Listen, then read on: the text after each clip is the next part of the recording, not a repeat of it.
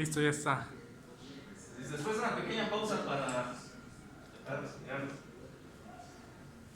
la cabeza, vamos a ver unos ejemplos en particular que utilizan mucho de las funciones complejas. Ya sabemos que un complejo lo podemos representar como un exponencial, como un exponente imaginario. Exponente imaginario que está asociado a oscilaciones. Ahora, ¿qué pasa si el exponencial yo le sustituyo un complejo completo? Se evaluó f de z. Digo, e a la z. Bueno, aplicando un poquito de álgebra, puedo separar esta e a la z en dos exponenciales, una exponencial real y esta exponencial imaginaria. Y se dan cuenta, tiene la misma estructura. Pero vamos a pensar un poquito más en qué está haciendo la exponencial como función compleja. Es una función tal que toma la parte real de la entrada compleja y la convierte en el módulo. Y toma la parte imaginaria y la convierte en el argumento. Solo que para convertirlo en el módulo, la eleva la exponencia. Esto lo podemos ver de la siguiente forma: que toma una línea vertical en el plano complejo de cierto valor en x y que va de 0 a 2pi o tiene una longitud de tamaño 2pi, independientemente de dónde empiece. Y la va a convertir en un círculo, en una circunferencia, mejor dicho, de radio e elevado a la entrada real. Bueno, el círculo completo es de longitud 2pi. Si dejamos de ver el complejo, lo que va a estar trazando son espirales. Ahora, vamos a pensar, a partir de aquí, ¿cómo ustedes definirían una función inversa para esta exponencial? Tendríamos que buscar hacer lo contrario. Entonces me gustaría encontrar una función que ahora tome al módulo del complejo y lo convierta en la parte real de un nuevo número complejo. La función anterior, la exponencial, yo quisiera que si esta es su inversa, lo pase por un logaritmo natural de toda la vida.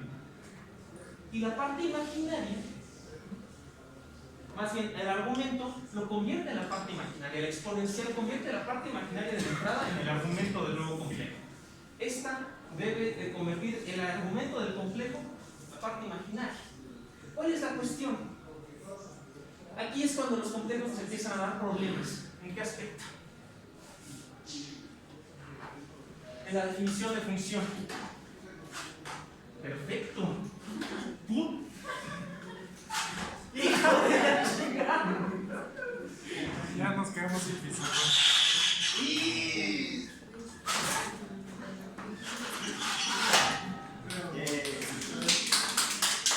Gracias. Gracias. Me la gané, ¿no? Bueno, me vale la pena. Pues entonces vamos a meter en problemas con algo ridículo, casi con nada, con la definición de pinche función. ¿Alguien se acuerda de la definición de función?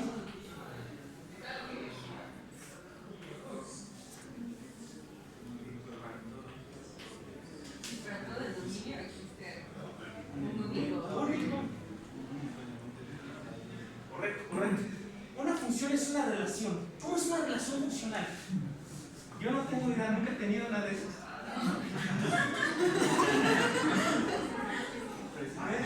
Pero al menos según los matemáticos tendría que funcionar de la siguiente forma. Para todo elemento de un conjunto que vamos a llamar dominio, vamos a mapearlo a un único elemento de otro conjunto que vamos a llamar imagen. Entonces, varios elementos del dominio pueden apuntar a un mismo elemento de la imagen. La única condición que pido es que esos solo estén apuntando a uno. En el momento que apunten a más, esto ya no es una relación, esa relación ya no es una función. ¿Cuál es el problema con la exponencial? La exponencial se está metiendo con senos y cosenos. Entonces voy a tener una función periódica. Entonces, para esa periodicidad, cada cierta distancia, cada cierto periodo, varios elementos del dominio van a estar apuntando a un mismo elemento del contradominio, un mismo elemento de la imagen. Entonces, Cuando le si saque usted la trata inversa. de buscar la inversa, pues ahí ya chingó a su madre. Ahí ya nos rompió la amistad. Ahora varios elementos, ahora este sería el dominio, y solo el elemento está apuntando a varios elementos del contradominio, de la imagen. ¿Cómo le dan la vuelta a los matemáticos a esto? Con eso de las ramas. Primero, sí, le vamos a decir función, pero continuador. Es un caso especial. Entonces, sí, efectivamente lo que dice el capitán, van a hacer cortes. Entonces nos vamos a hacer medio pendejos con esta parte. Vamos a fingir, existe, pero podemos fingir que no para propósitos. Hay que quedarnos con esta única parte en la que se sigue respetando esa relación funcional. En la que se, precisamente, para que esto cuadre con la definición de función. ¿Dónde hacemos el corte? Podríamos habernos quedado con este, con este, con este. Realmente da un poco igual. A este tipo de cortes se les va a llamar cortes de rama. Y pues bueno, ya a veces más por cuestión de, ¿cómo lo llaman? En la que todos se ponen de acuerdo, ya sí, ¿cómo es convención? O quizá por algunas cuestiones más profundas que todavía no entienden. Van a llamar a estos cortes un corte principal, una rama principal. Realmente es cortar espiropapas, ¿no? Bueno, para algunas funciones. Si graficamos cómo se ve el logaritmo en los complejos, ¿quieren encender?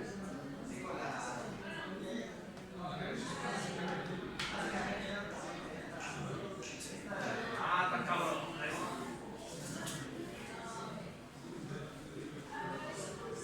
Bueno, ya para aterrizar. ¿Cómo puedo construir el logaritmo complejo entonces? La función logaritmo complejo va a ser lo siguiente. Toma el complejo W. Bueno, aquí me faltaron las dos rayitas, pero su módulo lo pasa por un logaritmo y se lo vuelve la parte real. Su argumento lo convierte en la parte imaginaria. Sin embargo, yo puedo obtener los múltiples cortes del logaritmo sumando 2n pi i. ¿Qué lo que va a hacer es posicionarme en diferentes segmentos, en diferentes cortes de rama? Literalmente así sería el logaritmo. Como una especie de espiropapa. Y justo es lo que les decía. Para un mismo complejo con valor x, y, se va a encontrar varios valores. Lo que tengo que hacer es delimitar mi corte y trabajar con ese corte de rama en particular. Sobre todo en cuestiones de integración, con esto se debe tener cuidado. ¿Dónde más aparecen cortes de rama? En las funciones raíces complejas. Aquí está lo que les decía, se les conoce como funciones multivaluadas. Para poder trabajar con una función multivaluada, y por trabajar me refiero a hacer cosas como integrarlo, tienen que elegir un intervalo del dominio que no permita tener múltiples valores, o sea, regresar a la definición de función. ¿Okay? Y bueno, al menos para logaritmo, pues los cortes de rama van a ser a partir de una y0 hasta una y0 más 2pi i. Y la rama que va de menos pi a pi, esa lo llaman rama principal. No voy a tener mucho en esto. Estas son la raíz cuadrada, raíz cúbica y raíz cuarta de z. Pues igual tenemos el mismo problema. Tenemos que seleccionar el corte adecuado tal que pues, al momento de integrar no tenga varios valores, pero esté multivaluado. Entonces, ya que tenemos un poquito más de, ¿cómo llamarlo? Ya que estamos un poquito más familiarizados con las funciones complejas, vamos a empezar a explorar ahora sí el análisis complejo. Ok. ¿Cuál es la definición de límite? Ya tenemos las funciones complejas. Una vez que veíamos funciones, en cálculo 1, pues ya pasábamos a límites, ¿no? vamos a ver ahora cómo se comporta el límite de los complejos. Entonces, ¿recuerdan qué se necesitaba para que un límite existiera?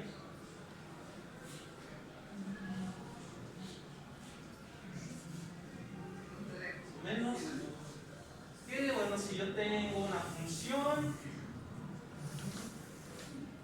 quería ver si su límite existía, pues Con algún criterio. tomaba el límite por la derecha, tomaba el límite por la izquierda, y si convergían al mismo punto, había límite. ¿Cuál es el problema con los complejos? Que tienen que converger. No hay dos lados. No tienen orden, no hay algún lado, no hay una izquierda, no hay una derecha. Esto se cierre y esto se cierre. Pero aquí tengo a los reales, tengo a los imaginarios y realmente este plano digamos que solo sería para Z y necesito un segundo plano para representar a f de z, ¿no? Entonces, yo quiero ver el límite cuando z de f de z, cuando z tiende a z0, entonces podría tomar el límite por aquí, podría tomar por acá, o tomarlo acercándome de esta forma o de esta forma. Entonces ahí tengo un problema. ¿Cómo le doy la vuelta?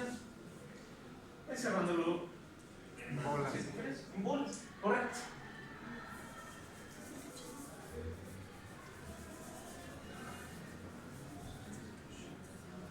De hecho, sí, el término adecuado es bola, ¿verdad? Sí, en cálculo.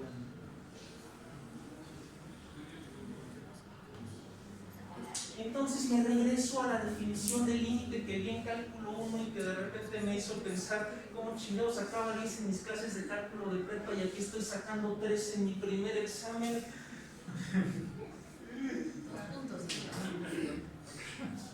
Me regreso a esa definición del límite. El valor del límite debe ser independiente de la dirección en la que z se acerca a z0. Z es cualquier número complejo, es cualquier complejo cercano a z0, ¿no? Bueno, la definición del límite entonces nos dice para todo epsilon mayor que 0 existe una delta mayor que 0 tal que si z que pertenece al D, que es un disco, una bola, ¿qué quiere decir eso? Voy a tomar una bola, voy a tomar un disco, voy a tomar un punto z dentro de ese disco. Ahora, la circunferencia de este disco debe ser abierto. Y le pido de condición que z no sea z0, nada más. Entonces, para este módulo de z menos z0 menor a delta, ¿qué quiere decir eso? Delta es una cantidad que puede ser tan pequeña. Entonces, lo que pide esto es, o lo que me está diciendo esto es, si yo tomo a una z dentro de este disco y hago este disco tan pequeño como yo quiera, y eso implica que ahora en el plano complejo donde está f de z,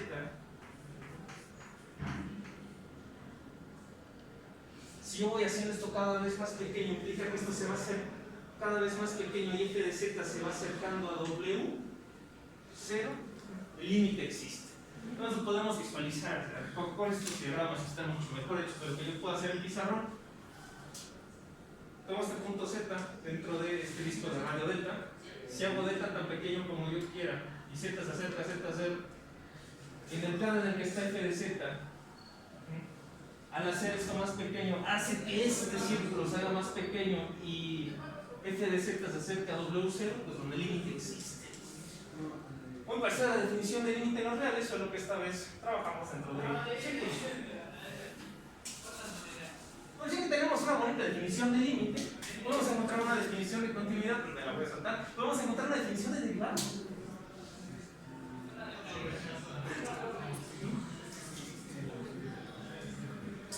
Entonces, las derivadas en las funciones complejas se ven muy parecidas a las derivadas reales. De hecho, tienen definiciones muy parecidas.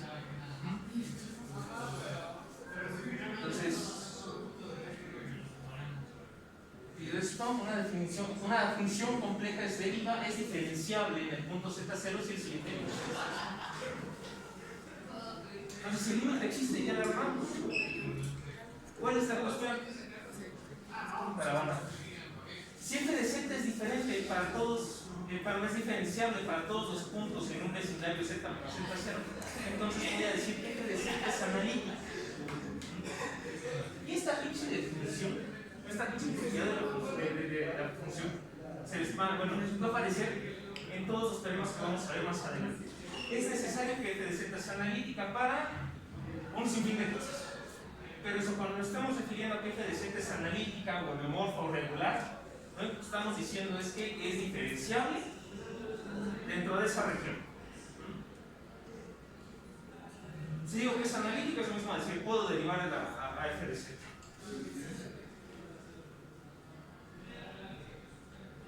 Vamos a ver aquí los ejemplos por más rápido. Por ejemplo, la función f de z igual z al cuadrado. Voy a revisar si es diferencial.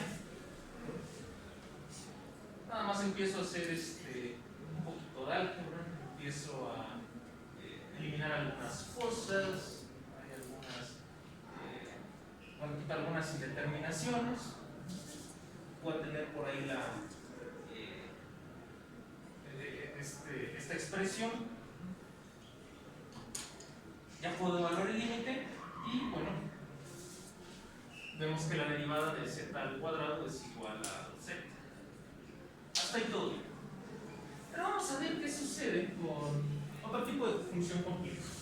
La función compleja puede no necesariamente alterar al complejo completo, sino hacerle una transformación a su parte real y a su parte imaginaria por separado. Entonces, imagínense, tengo la siguiente función f de z o f de x, y es igual a, multiplicar por 2 la parte real y dejar intacta la parte imaginaria. Vamos a ver si la derivada de esta porquería existe. Entonces, sustituyo esto, pero ahora en la otra definición, en la que utiliza a z cercanos a z0. Y bueno, otra vez haciendo un poquito de álgebra y agrupando los términos con x, puedo llegar a eso. Vamos a notar algo. Vamos a aproximar el límite por diferentes direcciones. Para este límite voy a dejar aquí fija. Voy a intentar aproximar el límite por una dirección paralela al eje imaginario. Entonces voy a dejar allí fija y lo que voy a hacer es a una x fija y voy a hacer tender a y0.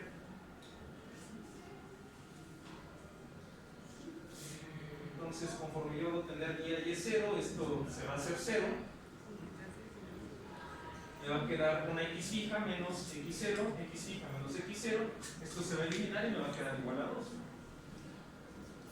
Pero ahora, si yo dejo a y fija, entonces lo que voy a hacer es aproximar el límite ya no paralelo al eje imaginario, sino paralelo al eje real. Entonces ahora cuando hago tender x a x0, esta parte es la que se va a eliminar. Esto va a tender a 0. Esto se va a hacer 0. Me va a quedar y por y menos y0, entre y por y menos y0. Esta se elimina y me queda 1. Entonces aquí hubo un detalle. Esta porquería sí varió o sí me dio resultados diferentes dependiendo de la dirección en la que yo me estuviera acercando. La otra no. Este resultado es independiente de cómo yo me acerque a z0 o cómo yo acerque z a z0. Este resultado no. Entonces el límite no existe, esta función no es diferenciable. Pues no es diferenciable respecto a z. Puede ser diferenciable respecto a x, puede ser diferenciable respecto a y, pero no respecto a z. Entonces, ¿qué tiene la primera función que la hace diferente de la segunda que permite que una sea derivable respecto a z y la otra no? Para esto hay que escarbar un poco más en qué es lo que las hace diferentes. Vamos a llegar al primer teorema importante, el teorema de Cauchy-Riemann. Dice, para que una función compleja sea analítica, o sea, pueda derivar respecto a z, sus partes real e imaginaria deben cumplir ciertas condiciones. O sea, la parte real de la función u y la parte imaginaria de la función b deben de cumplir cierta propiedad. Entonces, voy a empezar a enunciar el teorema. Sea f una función compleja que va del subconjunto de los complejos a los complejos. Bueno, digo que la derivada de f en z0 existe sí, solo sí. F es diferenciable en el sentido de sus variables real e imaginaria. Y cumplen con las siguientes relaciones. A primera vista eso no me dice ni más. Pero pueden ver de la siguiente forma. Voy a poder decir que una función es diferenciable o la voy a poder derivar respecto a z. Sí. Al derivar sus partes real e imaginaria respecto a x y respecto a y, se cumplen estas relaciones. Estas son las relaciones de Cauchy-Riemann. Una forma de visualizar eso, sinceramente no tan bien. Solo veanlo como eso, como un método de verificar si f de z es analítico. Si cumplen su parte real e imaginaria las relaciones de Cauchy-Riemann, es analítico. Bueno, quien llevó mecánica analítica puede resultar familiares, parecidas a otro tipo de relaciones que importan por ahí, para cuestiones de energía.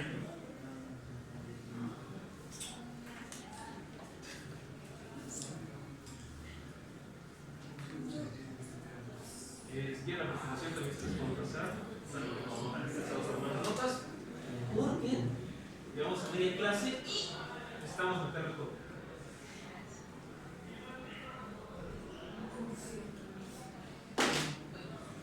¿Quieres nada más concéntrate en copiar estas? Ya el resto del enunciado del teorema, bueno, lo de menos. Nada más va a ser analítica, sí, solo sí, cumplen eso. Ahora vamos a pasar, vamos a darle el gran salto. Ya vimos cómo son las derivadas complejas, vamos a ver cómo es la integración compleja. Tenemos el mismo problema que con los límites. Las integrales en los reales, pues bueno, ya no son nada nuevo. Al menos para los reales tenemos una función, podemos ver como esta curvita. Y bueno, una integral nada más es una suma de un continuo. Y va a tener una dirección. Entonces voy sumando un continuo que va de una cantidad A a una cantidad B y eso tiene la dirección de integración de A a B. Cuando tengo el plano completo, otra vez, dónde es arriba, dónde es abajo, para dónde es izquierda, para dónde es derecha. Una integral sobre los reales, pues bueno, solo es seguir una línea recta en dirección hacia la derecha o hacia la izquierda. Aquí pues tengo un poquito más de libertad. No solo puedo elegir líneas rectas, y estas líneas rectas no deben estar necesariamente pegadas a los ejes, sino puedo tomar la suma, bueno, esta suma de continuos de una línea, de una trayectoria, que pueden ser círculos, pueden ser lo que se me dé la gana, y cada línea y cada punto dentro de esta trayectoria está mapeado a otra trayectoria completamente diferente o otra cantidad. Bueno, cada punto de esta línea está mapeado a f de z. Yo cada punto de esta línea lo puedo evaluar en f de z. Entonces esa es la primera cuestión con las integrales complejas. Son integrales que se realizan sobre curvas en el plano complejo, no sobre una línea recta que vive en la recta de los reales. Entonces, para poder realizar estas integrales complejas, ¿qué necesito encontrar? Pues bueno, primero alguna curva estar parametrizada. ¿Qué me refiero a que esté parametrizada? Yo puedo representar a la curva como una función, bueno, una curva que de hecho pues, va a estar compuesta de varios, de un continuo de números complejos, de cantidades complejas, pero yo puedo describir con un real t. O sea, volver a este número complejo, función compleja, que depende únicamente de t. Una t que va a ir de alfa a beta. Y lo que me va a dar alfa y beta es la posición de mi punto inicial y mi punto final. Y bueno, estas también van a tener una dirección. Van a ir de z alfa a z beta. Me voy a decir que la curva es suave si la puedo diferenciar respecto a t. Y esa diferencial es continua. Voy a decir que el contorno C es una curva, bueno, voy a decirle a un contorno, bueno, así. El contorno C van a ser un conjunto de curvas, van a estar continuas, que son suaves a trozos. ¿Qué me refiero a suaves a trozos? ¿Qué por secciones cumple esto? Por ejemplo, esta curva, este contorno. Este es un segmento de círculo, esto es suave. Aquí hay un cambio abrupto, pero este otro trozo que es una línea recta también es suave. Este es otro segmento de círculo, también es suave. Eso me refiero a que sea suave a trozos. Y bueno, el contorno va a ser cerrado si el punto inicial coincide.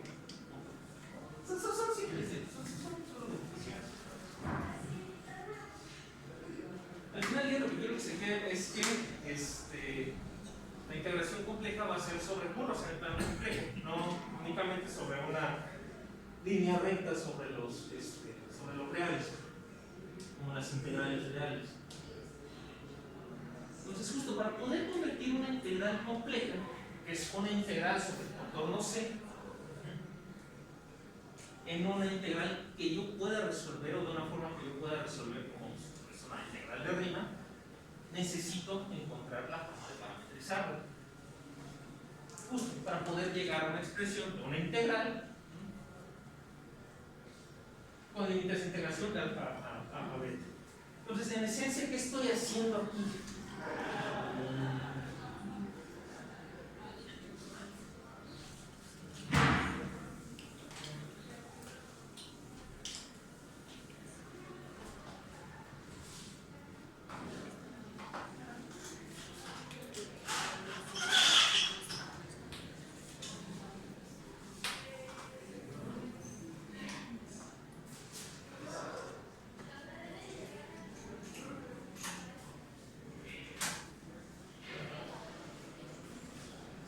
Entonces, si yo tengo mi plano complejo, para Z,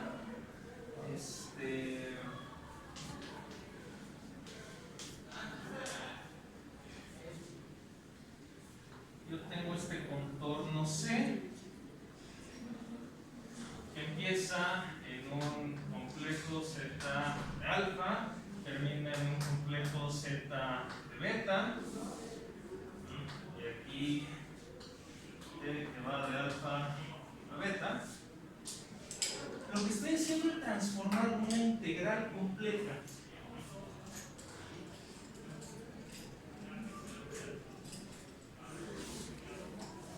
como una integral sobre el contorno C. Ahora recuerden, cada puntito en esta trayectoria pues está mapeado a un eje de Z diferente. Bueno, está mapeado eje de Z. Lo que hago es transformarla, convertirla a una especie de integral real. Bueno, no una especie, a una integral. Entonces, es como si yo tomara el contorno, lo estirara.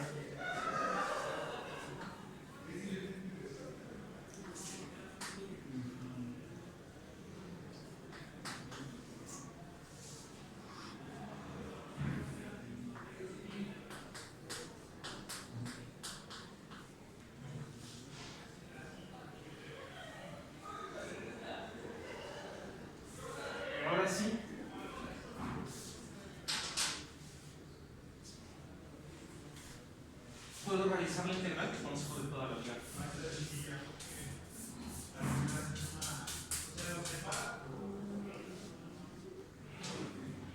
Entonces es una especie de transformación rara la que estamos haciendo. Puede ser una igualdad bastante sencilla de representar, pero lo que está haciendo es bastante impresionante. O sea, estoy transformando una curva de los complejos en una recta real. Nada más para poder, estoy colapsando el plano, sí, una función de complejos a complejos, una función de R2 a una función de RR.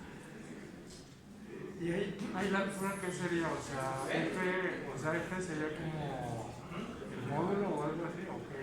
¿Cómo? O sea, ¿la altura qué sería? O sea, La altura representa f de z. Recuerda que cada punto en esta curva está mapeado f de z, entonces estaría, digamos, otro plano complejo.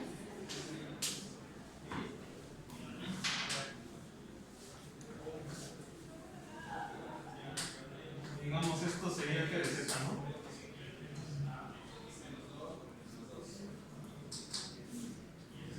Con una z que corresponde a cada punto en esa curva roja. No sé, por eso les digo, no sé, bastante impresionante lo que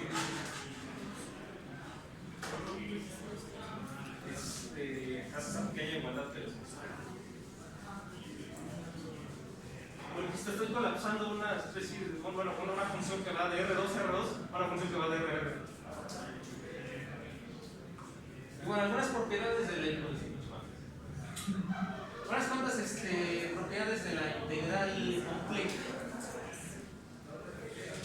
Al igual que en los reales, yo puedo cambiar digamos, la posición de los límites de integración añadiendo un signo menos. Puedo hacer lo mismo con la curva, bueno, con la trayectoria. Puedo añadir un signo menos, y el signo menos es equivalente a simplemente cambiar la orientación o más bien la dirección que tiene la trayectoria. Entonces, por ejemplo, si la trayectoria va en dirección de las manecillas del reloj, yo puedo quitar un signo menos de la función y cambiar la dirección de integración hacia, ahora que la curva vaya en sentido opuesto a las manecillas del reloj. Otra propiedad, así como puedo partir la integral real utilizando sus límites de integración.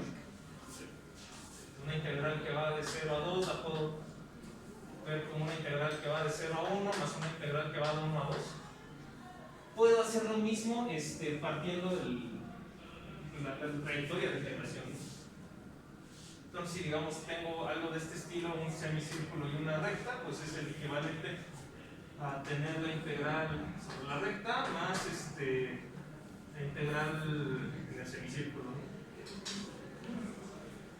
A eso se refiere esta parte.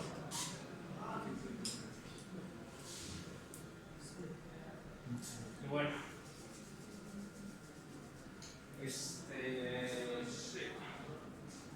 vamos con el primer teorema de nuestra caja de herramientas. Bueno, ¿alguna duda de lo anterior? No me entender. Bien. ¿Qué es el teorema M? ¿Sí?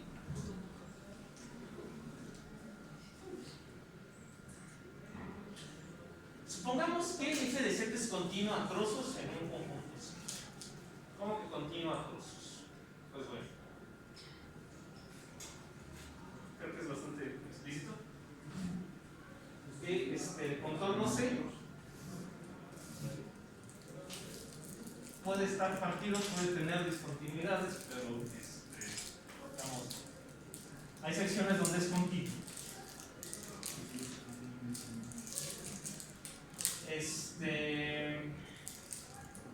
Y bueno, ¿qué más se le pide? Así, que f de z tenga una cota superior. ¿Qué quiere decir eso? que no se vaya. Que justo esta cantidad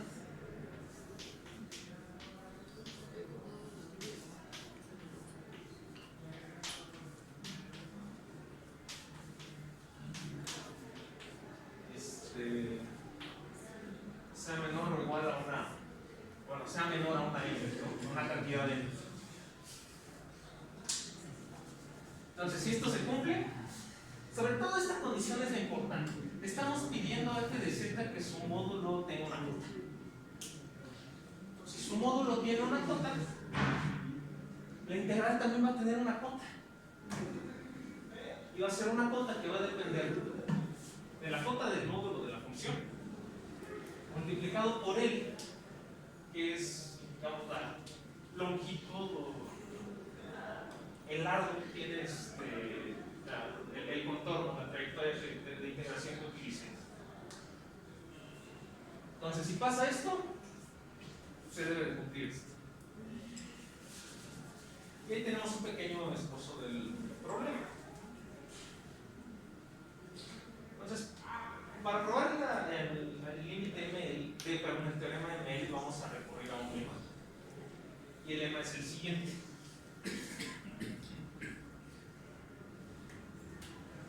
Si la integral tiene una cota, bueno, más bien, perdón, el módulo de la integral va a ser menor o igual a la integral del módulo de la función.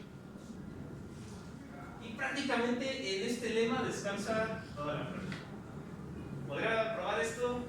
Sí, sí podría. ¿Hay tiempo? No, no hay tiempo. ¿Se los voy a dejar en las notas? Quizá. ¿Lo van a utilizar? Probablemente no.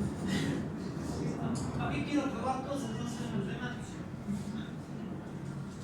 Entonces, lo único que voy a hacer aquí es pasar este lema en términos de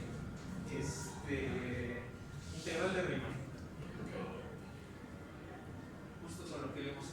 O sea, voy a sustituir la integral compleja con su respectiva integral de Riemann.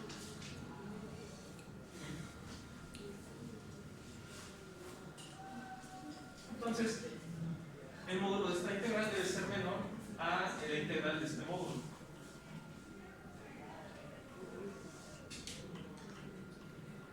Pero ahora, ¿quién es el módulo de z'?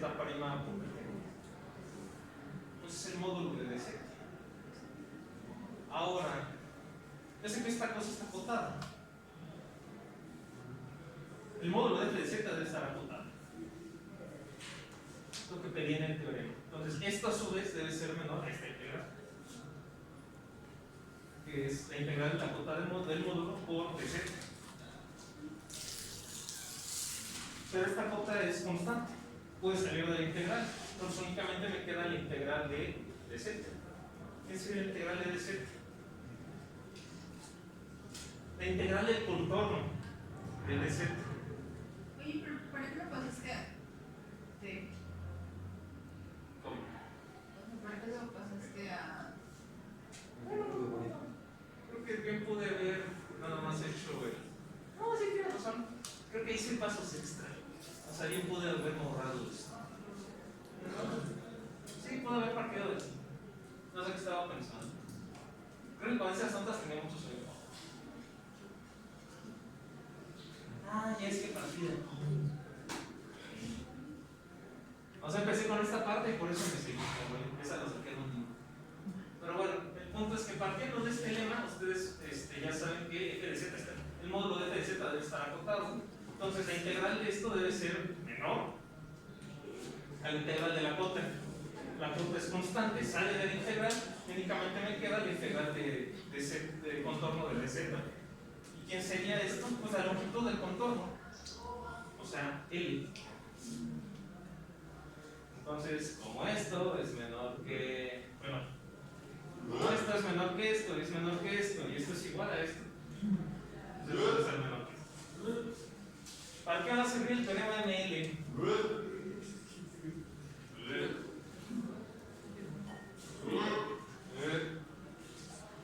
Con muchas cosas. No, sí, lo vamos a utilizar para encontrar una expresión que cuando yo tome L o algún parámetro que dependa de esta cota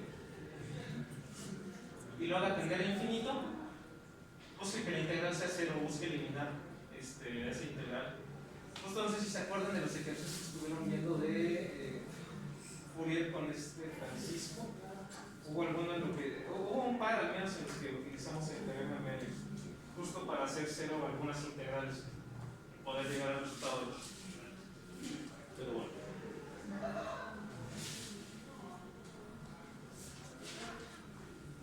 Vamos a ver otro teorema importante, el teorema de Cauchy. Para este teorema estoy pidiendo que f de z sea una función compleja y sea un contorno cerrado. Entonces, estoy pidiendo varias cosas. Número uno, que f de z sea homeomorfa dentro de C. O sea, que la pueda derivar dentro del contorno cerrado. Entonces, tengo un contorno cerrado.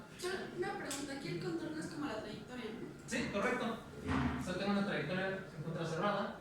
Entonces voy a pedir que dentro de mi trayectoria cerrada, f de z yo la pueda derivar.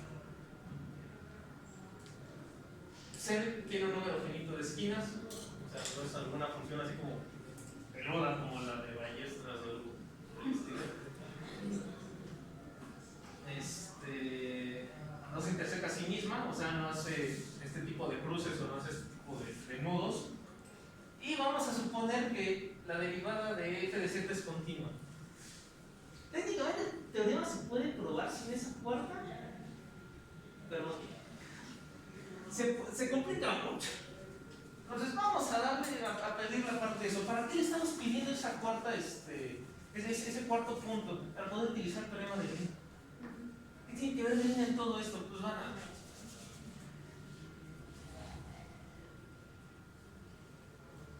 Entonces, vamos a empezar integrando una función f de z con todas estas características y vamos a ver a qué llegamos.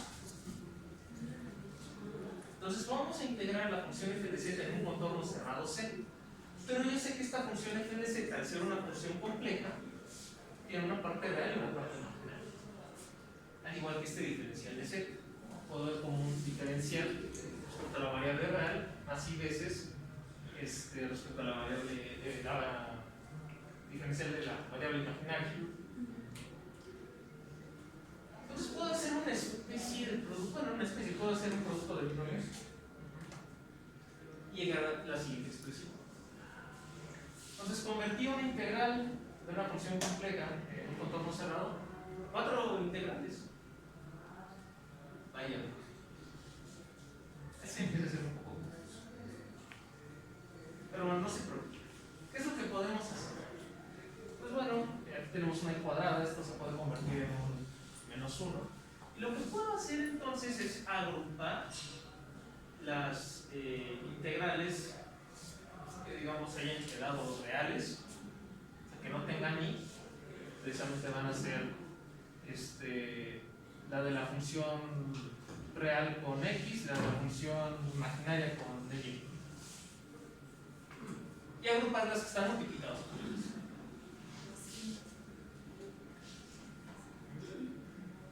Ahora, como estoy suponiendo esto, yo puedo utilizar el teorema de Green. Entonces, teorema de Green lo que hace es cambiar a la integral cerrada a una doble integral, pero que va a depender de las parciales de estas funciones respecto a x y respecto a y. O sea, describir qué está haciendo el teorema de Green es un poco complicado. Aquí está. Entonces, utilizando el teorema de Green, puedo representar ahora estas integrales cerradas de línea como unas integrales de superficie o de área. ¿De qué área me estoy refiriendo? Al área que está encerrando nuestro contorno de integración, esta trayectoria de integración. Ahora puedo notar algo simpático.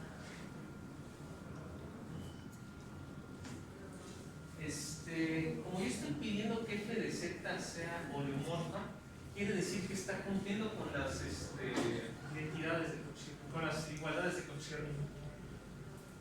Entonces puedo sustituir esta parcial de la parte imaginaria de la función respecto a la variable real por esta parcial de la variable de la función, la parte real de la función respecto a la variable imaginaria. Lo mismo con esta. puedo sustituir esta parcial de U respecto de X con una parcial de B respecto de Y. ¿Qué fue lo que pasó?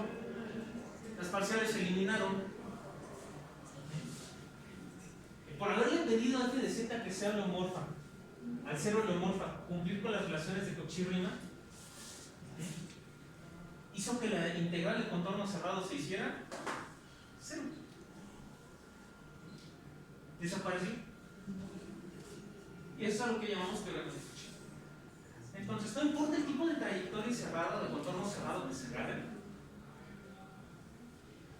mientras f de z sea homeomorfa, o sea, sea diferenciable respecto a z dentro del área de ese contorno cerrado, la integral va a ser cero. Y esto tiene un resultado un poquito más fuerte, ya que entonces le va a dar a las funciones homeomorfas propiedades bastante cabrones. ¿Como cuál? Vamos a ver el primer caso. Imagínense que voy a integrar una función homeomorfa en un contorno cerrado, y ese contorno cerrado lo voy a formar de esta trayectoria C1, que va de alfa a beta, y una trayectoria C2, que va de alfa a beta, de beta a alfa. No estoy diciendo cómo se ven esas trayectorias, pueden ser cualquiera. Entonces, la integral de contorno cerrado de f de z la puedo ver como una integral de C1 más C2. Una integral del primer contorno, sobre el primer contorno más una integral sobre el segundo contorno. Pero yo sé, a su vez, que esto tiene que ser cero, ya que le estoy pidiendo a f de z que solo uno. ¿Eso qué me va a implicar? Que entonces esta integral cerrada, que es la suma de estas dos integrales, va a ser cero. Una integral va a depender de la otra. Entonces la integral de C1 va de alfa a beta. La integral de C2 va de beta alfa. Al momento que yo paso esta del otro lado, va a pasar como menos la integral. ¿Qué puedo hacer? Cambiar la dirección de integración. Bueno, más bien cambiar la dirección de esta trayectoria de C2, que ya no vaya de beta alfa sino de alfa a beta, para quitar este signo menos, y llego a la siguiente relación, que f de z de C1 que va de alfa a beta va a ser igual, la integral de f de z sobre C1 que va de alfa a beta va a ser igual a la integral de f de z sobre C2 menos C2 que también va de alfa a beta. Entonces, ¿qué quiere decir esto? Que puedo, para funciones homeomorfas, yo las puedo integrar utilizando la trayectoria que se me dé la gana, mientras el punto inicial y final sean los mismos, va a dar igual.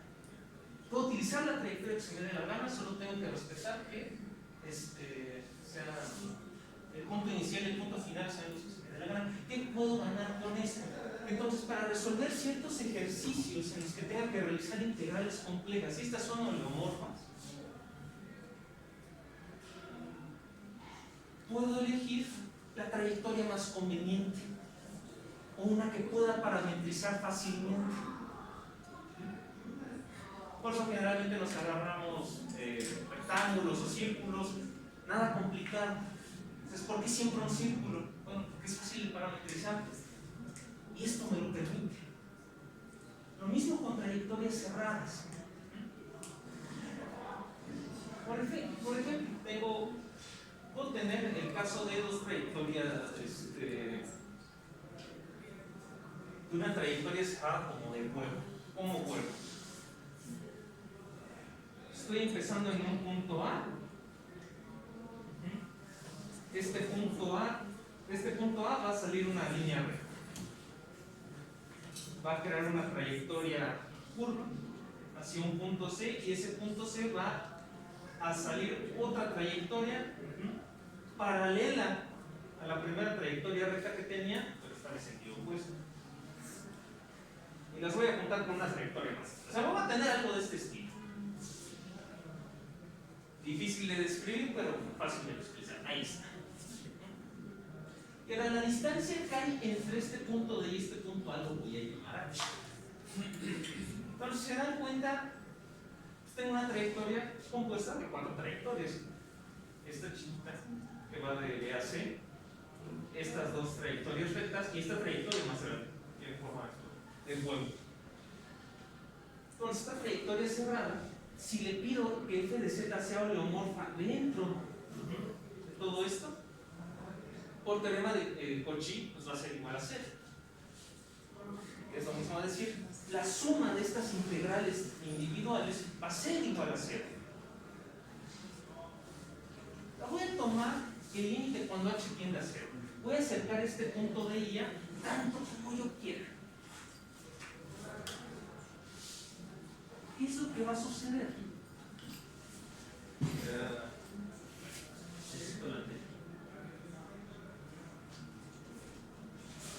La integral, entonces la trayectoria que va de C a B se va a sobreponer con la trayectoria de A a B, van a ser la misma, pero en sentido opuesto.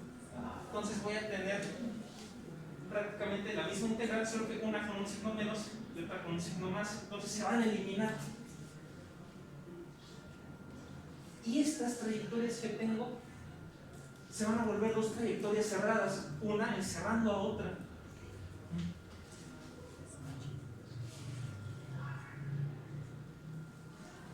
Y al final obtuve el hacer tender a h a 0. Que la integral de la trayectoria cerrada más grande pues va a ser igual a la trayectoria de la integral, a la integral de la trayectoria más chica, la que le estén cerrando. Otra vez, no estoy especificando el trayectoria, cómo se ven estas trayectorias cerradas, estos contornos cerrados, más bien. Ahora, quitando este signo menos y pasándose, puedo quitar este signo menos cambiando la dirección de la trayectoria de la para que iguale a la dirección de la trayectoria de cuerpo. Y obtuve al final un resultado similar al anterior, pero este es el resultado que me está diciendo. Mientras mi función sea oleomorfa dentro de un contorno cerrado, no importa el contorno que agarre. Así que eso me va a permitir tomar el contorno que sea más fácil de parametrizar. Otra vez. Entonces, si se dan cuenta, las funciones oleomorfas son bastante bonitas por eso. Puedo tomar el contorno que a mí se me dé la gana. Si es un contorno abierto, solo tengo que respetar que el contorno que elija tenga el punto inicial y el punto final que corresponde, ¿no? Y si es uno cerrado, solo tengo que asegurarme de que sea eso, oleomorfa, que no haya errores en la mano. Que no haya puntos en los que la función esté definida con verdad. Pero el teorema de Cauchy ya nos dijo algo, ¿no? Que las integrales de funciones oleomorfas en un contorno cerrado van a ser 0, pero no me está diciendo nada de integrales que no sean oleomorfas en algún punto. ¿Qué quiere decir que no sean oleomorfas? Que no las puedan diferenciar respecto a z. ¿Cómo se vería eso? Que tenga puntos en los que sea infinito. Que tenga puntos en los que la función no esté definida o diverge, que pueden ser eso, nada más agujeros o puntos en los que divergen. Por ejemplo, la función seno de x entre x en 0 no es como que diverja realmente, solo hay como un punto en blanco, que técnicamente no forma parte de su dominio y algunos la rellenan y forman la función sin. Pero técnicamente ahí no está divergiendo, nada más es un punto que no está definido. Por otra parte, la función 1 entre x, ya saben que es así diverge, ¿no? Cualquiera de los dos casos lo podemos ver como estos errores en la matrix que vamos a llamar singularidades. ¿Qué pasa entonces si hay una singularidad dentro del contorno cerrado? Bueno, hay algunos contornos de integración bastante inteligentes que los evitan, pero en general vamos a tener que utilizarlos, ya que estos nos van a dar mucha más información de la que podemos. Y aquí ya no voy a, ya no puedo detener mucho en estas demostraciones. Solo vamos a pensar que estos errores en la matriz, las funciones complejas las podemos ver como sábanas que están teñidas. Entonces la altura de la sábana va a corresponder al módulo de la función f de z, y el color, pues le podemos dar eso, un código color al argumento. Entonces, si hay alguna perforación en la sábana, esa va a ser una singularidad. ¿Qué pasa si mi contorno de integración está encerrando ese punto perforado? Pues bueno, resulta que esto ya no va a ser cero. Para que se den una idea, esta f de z es oleomorfa. ¿Cuál va a ser el punto, la perforación en la sábana? Esta z menos z0. Este término, f de z entre z menos z0, z menos z0 a la menos 1, va a añadir una perforación, algo entre 0 en z0. Ahí está la singularidad partida. ¿Qué nos está diciendo entonces esta fórmula integral de Cauchy? Que la integral de una función con una singularidad, o la integral del contorno cerrado de una función con una singularidad, ya no va a ser 0. Va a depender de 2pi y de la función evaluada en z0. Y si se le quedan viendo raro y como que intentan ligarla con otros conceptos que hemos visto, esto hasta se parece a una especie de delta de Dirac, ¿no? Tendrá que ver si no me puedo detener demasiado en indagar como quisiera. Y bueno, la fórmula también nos va a permitir obtener para potencias de z menos z0 el resultado de integral de potencias que están divididas entre potencias de z menos z0 como derivadas de f evaluadas en z0. Y bueno, eso en esencia es la fórmula. Eso es lo que nos está diciendo en esencia la fórmula integral de Cauchy. Entonces puedo rascar un poco más. ¿Con qué viendo ahora la expansión en series? Aquí tenemos la expansión en serie de Taylor. Lo que nos dice es, si f de z es analítica en un disco z menos z0 menor que r, entonces f de z tiene una representación en serie de Taylor en cada punto dentro del disco. Básicamente lo que nos está diciendo es, si en una región, que bien puede ser eso, un disco como ese describe, puedo derivar a f de z indefinidamente, o no indefinidamente necesariamente, eso, f de z es holomorfo, es diferenciable dentro de toda esta región, puedo encontrar una representación en serie de Taylor. Y bueno, los coeficientes de la serie de Taylor que saben que van a estar bajo en términos de las derivadas. Y esas derivadas, gracias al teorema de Cauchy-Riemann, las puedo representar en términos de estas integrales. Pero ¿qué es lo que está sucediendo si yo tengo...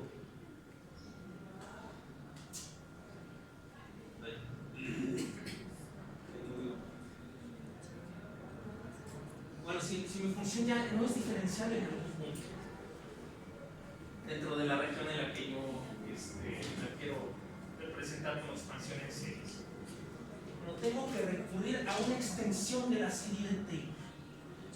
Entonces pensemos ahora que f de z es analítica holomorfa en una región anular que va de R1 a R2, básicamente en un anillo que está rodeando al punto en el que este f de z tiene una singularidad.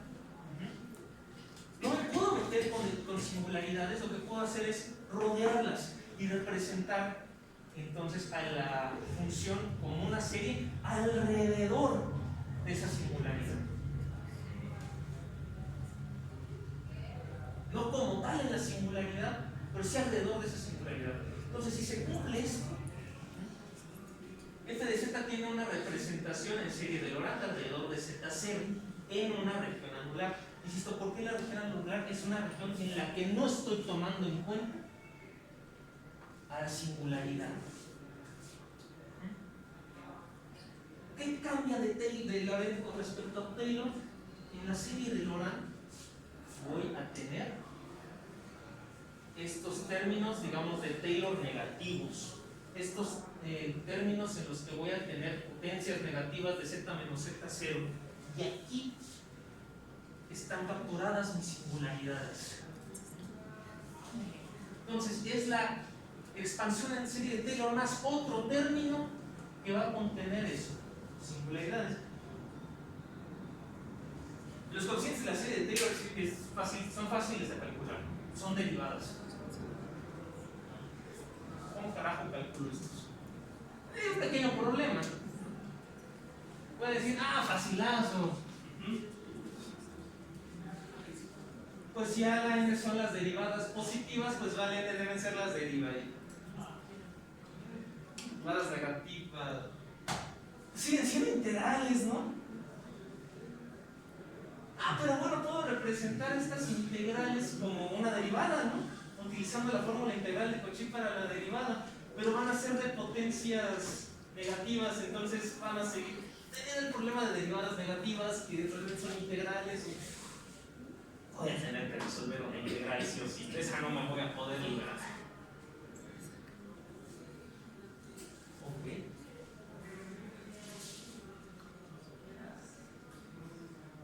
Entonces, ya vimos dos cosas. ¿Cuáles son?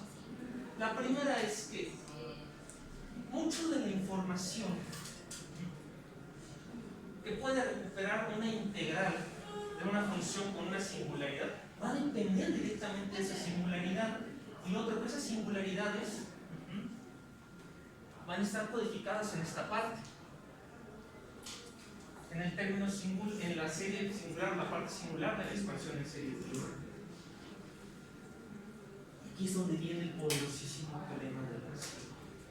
Lo que me dice es lo siguiente: f de z,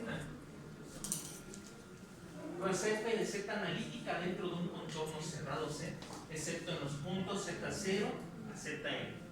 Entonces, ¿qué me está diciendo esto? F de z es una sábana, pero va a tener n perforaciones en los puntos z0 hasta zn. Entonces, la integral f de z va a estar dada en términos de 2pi más la serie de esta cantidad que llamo residuos. Y estos residuos son cantidades que están fuertemente relacionadas con las singularidades. ¿De qué forma? ¿Por qué residuos? ¿Qué tiene que ver el nombre de residuos aquí? Resulta que si esta función yo la integro en un contorno cerrado, aquí me faltó la bolita que estuviera cerrada, pues bueno, es lo mismo integrar a su representación en serie de Lorentz. El término de Taylor es holomorfo. Por teorema de Cauchy esto se va a hacer cero. Ahí con la parte singular. Resulta que yo puedo manipular o hacer ciertas sustituciones que me van a permitir eliminar todos los términos de la parte singular, o sea, de esta serie de Bn, exceptuando el primer término, el B1. Esto lo pueden ver como ¿se acuerdan cuando estuvimos viendo un ejemplo en el que les preguntaba pues, cuál es la integral de x a la n? ¿No? Que es x a la n más 1 entre n más 1. Entonces dije, con madre, ¿qué pasa si sustituyo x a la menos 1 ahí? Pues ahí ya no funcionó. Yo sé que la integral de x a la n de hecho pues, es un logaritmo. Y un logaritmo se comporta muy diferente a las potencias de x. Entonces, por ahí hay algún tipo de sí, no me puedo dar el tiempo de sobrepensar esto ahorita. Que va a ser que el primer término de la serie de Lorentz sobreviva. Va a ser el único que no se va a hacer cero en esa integral. Va a ser lo que queda. Va a ser el residuo. Multiplicado por este factor 2pi, que va a ser el resultado de integrar z menos z0 a menos 1 en el contorno cerrado. Entonces, básicamente nos está diciendo que la integral del contorno cerrado de f de z va a ser 2pi más una serie de los primeros términos de la serie singular de la expansión de Lorentz. ¿Cómo puedo obtener estas cantidades? Pues bueno, simplemente calculas la expansión en serie de Lorentz, que es sencillo. No, es sencillo. De hecho, es un problema de, necesito calcular la integral para saber los residuos, o necesito calcular los residuos para saber la integral. Entonces, Pero que sí puedo utilizar la estructura de la serie de Laurent para llegar a un algoritmo que me permita llegar a ese objetivo. Pero ahora va a haber más de un tipo de singularidad. Por ejemplo, tenemos la singularidad removible. Si todas las bn son iguales a 0 en la serie, bueno, son iguales a 0, la serie está definida, así que f de z puede extenderse a una función analítica de 0. En ese caso diríamos que f de z tiene una singularidad removible. ¿A qué me refiero con eso? Técnicamente sí hay una singularidad, pero digamos que la función está estructurada de tal forma que esa singularidad desaparece cuando yo expando mi serie de Laurent. Por ejemplo, en la función seno de x entre x, la expansión en serie de Taylor del seno, ¿con qué empieza? Con x, el famoso oscilador armónico. Seno de x es muy parecida a x. Entonces, si el primer término de la serie de Taylor del seno es x, ¿cuál será el primer término de la serie por la expansión en serie de Laurent de seno de x entre x? Pues va a ser x entre x y eso va a ser 1, y eso no tiene potencia negativa. Eso no tiene término 1 entre x. Entonces, piénselo de esa forma.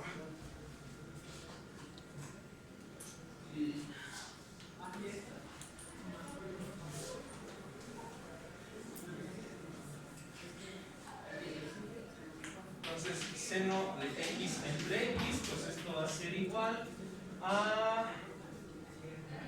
la suma de n igual a 1, igual a 0 hasta infinito de x a la 2n más 1 entre 2n más 1 factorial, ¿correcto? Ok. Por menos 1 a la 2n más 1. No, sí, tal vez. O a la 2n. No, a la 2n. Va a alternar los signos si no me recuerdo. Todo esto entre x. Entonces, bueno, la serie de Laurent pues únicamente va a ser x a la 2n menos 1 a la 2n entre 2n más 1 factorial más, pues más 0, ¿no? Entonces todos los términos de la serie singular se hicieron 0. Insisto, aquí hay una pinche singularidad, pero pues desapareció al momento de hacer la expansión en serie de Laurent. Entonces es equivalente a, sí, hay una singularidad, por supuesto. El problema es que aquí B1 es igual a 0. Esas son las singularidades removibles. Entonces por esa cuestión, esto no diverge, sino simplemente no está definido. Entonces ahí está sencillo. La singularidad, bueno, el residuo va a ser simplemente eso. Pero no todas son así.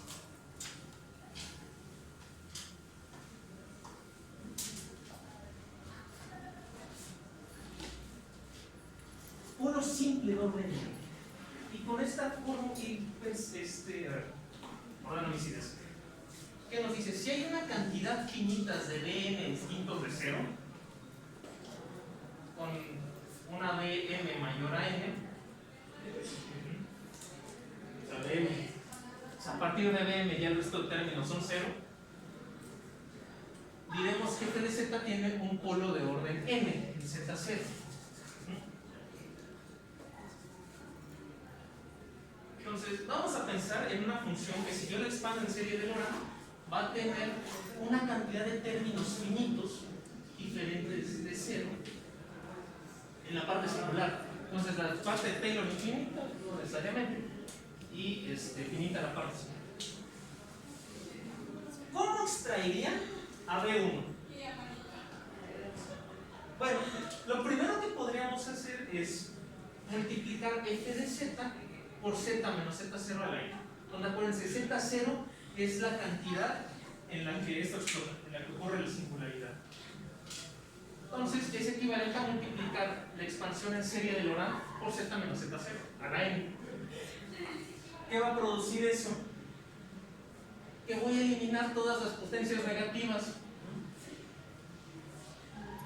¿Correcto? Esta z menos z0 a la n se va a eliminar con la z menos z0 a la n, va a dejar a la n solita. Aquí tengo z menos z0 a la n menos 1, esto va a quedar una z menos z0. Y ahora, para eliminar esos términos, podemos empezar a derivar. Entonces, si yo derivo esto n menos 1 veces, la primera derivada va a matar esto y va a volver esto constante. La segunda derivada va a matar esto ya que fue constante y va a volver al siguiente término constante.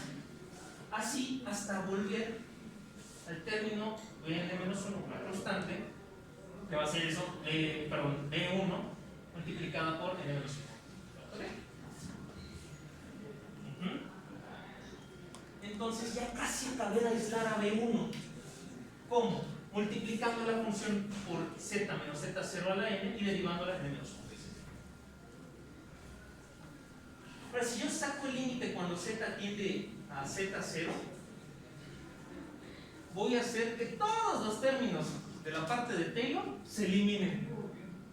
Y precisamente voy a hacer que z tienda a z0 y esto, como es oleomorfo, es continuo, ese límite z va a ser igual a z0 y toda la función, toda esa serie se va a eliminar. Y únicamente habrá quedado el residuo multiplicado por n menos 1 factorial.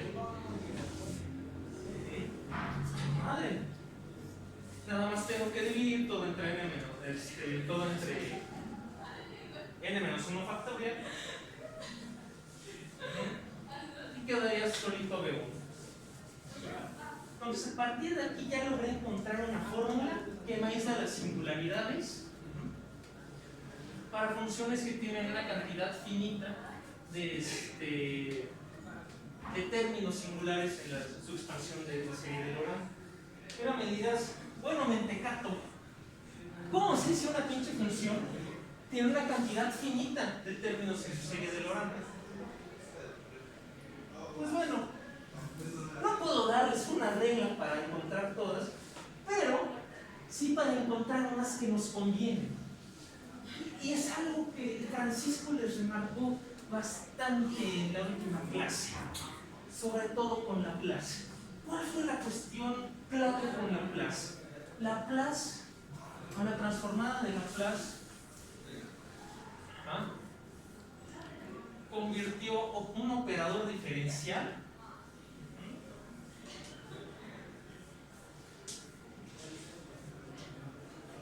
en un polinomio. Y de hecho, al aplicar transformada de Laplace obteníamos que un término que tenía fuentes más condiciones iniciales en el numerador y algo que contenía este polinomio con la información del operador diferencial en el denominador. Polinomios que puedo factorizar y dejar en términos de S menos S0 por S menos S1, así hasta S menos Sn.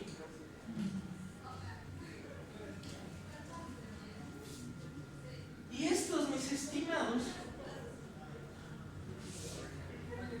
pues sí puedo darme cuenta si tienen una cantidad finita de términos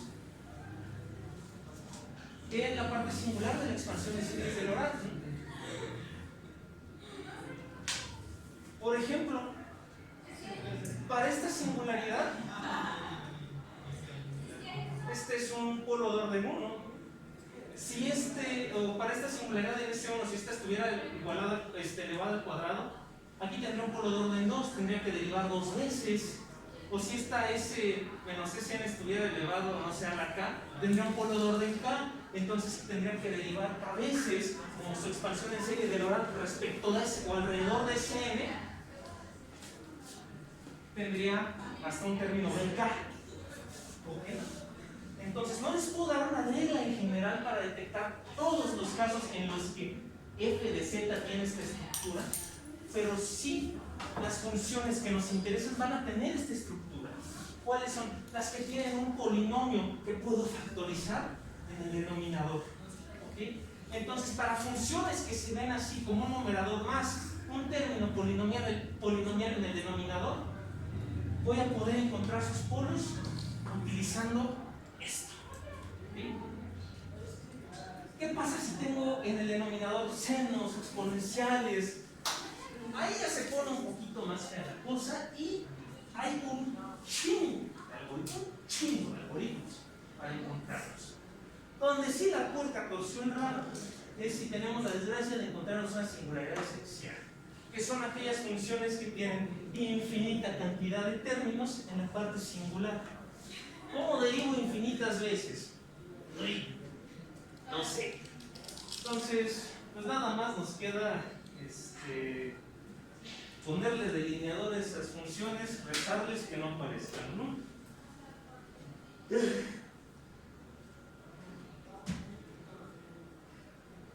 Pero para ayudar lo vemos en la siguiente clase, porque ya se nos acabó el tiempo. Pero vamos a ver recibos. Hay una clase nada más para estos algoritmos extra que encontramos para residuos. A ver, encontramos para residuos. Les dejo las notas, los vamos a ver el siguiente jueves, pero con el que revisamos ahorita, ¿qué es? De todas maneras, en estas notas viene un ejemplo de cómo utilizar esa fórmula para encontrar esos residuos. Por favor, revísenla. Y bueno, vamos a seguir con residuos la próxima clase y con lema de Jordan, que es nuestra cuarta herramienta. Vimos teorema ML, vimos teorema de Cauchy y vimos teorema de residuo. Esas son nuestras tres de nuestros cuatro jinetes del apocalipsis de la variable compleja. Bueno, chicos, y teorema de residuos, Cauchy y ML. Ni yo esperé que me diera tiempo de ver esto, bueno, no fue mi garantía de variable, está más afortunada, sí, un poco encarregada. Logramos llegar al teorema de residuos, que era lo que me interesaba a nuestro buen amigo Juan. Entonces, bueno, cuídense mucho, que tengan un excelente día.